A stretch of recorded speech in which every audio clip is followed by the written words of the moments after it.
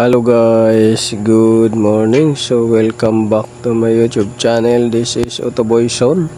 So mayroon tayong i-rescue Rossi Chariot 175. So ang issue nito guys, ayaw mandar, walang kuryente, sabi ng may-ari. So ito ngayon yung gagawin natin. So si Otoboy Son kasi gumagawa ng mga motor at sasakyan. So kung ano lang yung available na repair natin. So ngayon guys, check natin ito kung ano ang nagiging dahilan bakit ayaw mandar at bakit nawala yung kuryente. So chinik natin yung battery nito. May voltage naman siya 12.5, pero pag sinusian mo ayaw magsigana yung mga switches. So fast forward nga tayo guys dito. Atin sinundan yung mga wire ng primary. Titingnan natin doon sa CDI kung mayroong pumapasok at lumalabas na galing sa pulser.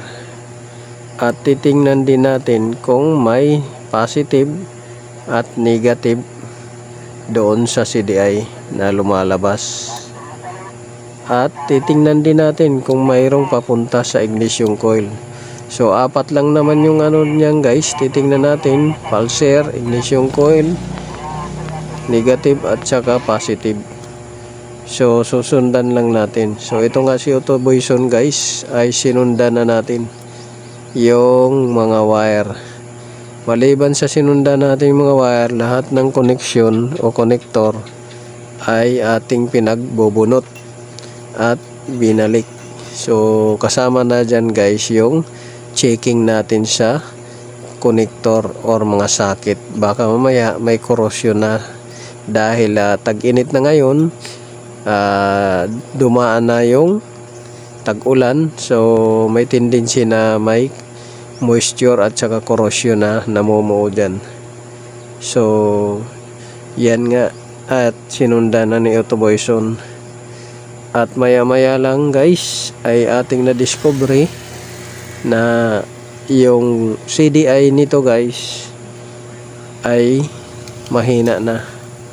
So nung tinest natin ito guys gamit ang tester, may lumalabas siya pero napakahina ng positive, negative, at mahina na rin yung labas na galing sa pulser. So yun guys yung anuhin natin, papalitan. At pangalawa guys, itong ano niya, clutch, dahil mabagal at minsan naman ay mabilis na nag-engage yung clutch niya. So chinik natin guys yung symptoms ng CDI at mga ignition switch. Found out natin guys na ang ignition switch pala guys ay wala na, palyado na rin. Pagka natagtag siya sa lubak, naglo-lose contact. So isa rin na dahilan yung switch. So iniisa-isa natin. Tapos na natin na chinik yung switch at ida-direct na rin natin. At ito naman si CDI ay atin na rin papalitan dahil na mahina yung labas ng kuryente. So yun guys, yung papalitan natin dito CDI at saka spark plug at ignition switch. Yun ang papalitan natin para makatakbo to siya. For the meantime ay ating anuhin guys yung ignition switch, irerekta. Dahil walang mabiling ignition switch, kundi ang mabili lang natin CDI at saka yung spark plug. So yan guys, sundan nyo lang yung video at maya maya aandar yan.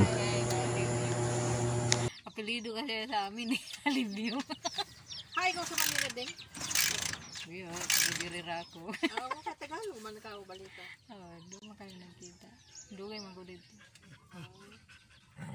Ay! Wait. Kadlok lang naman ko.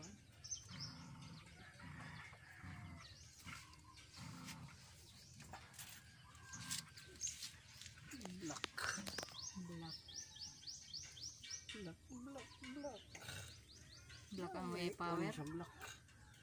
Meron man.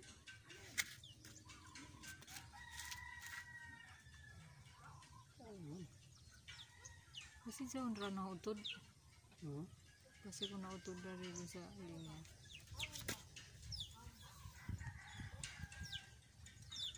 May electrician ba si Tom?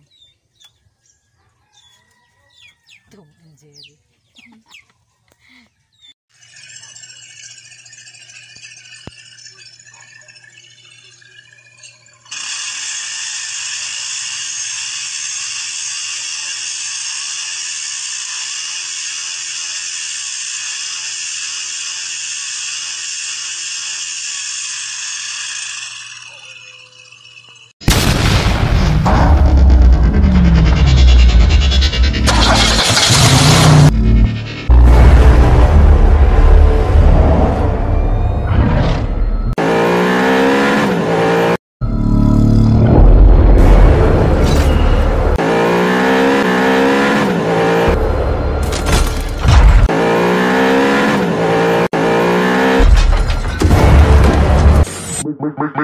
Make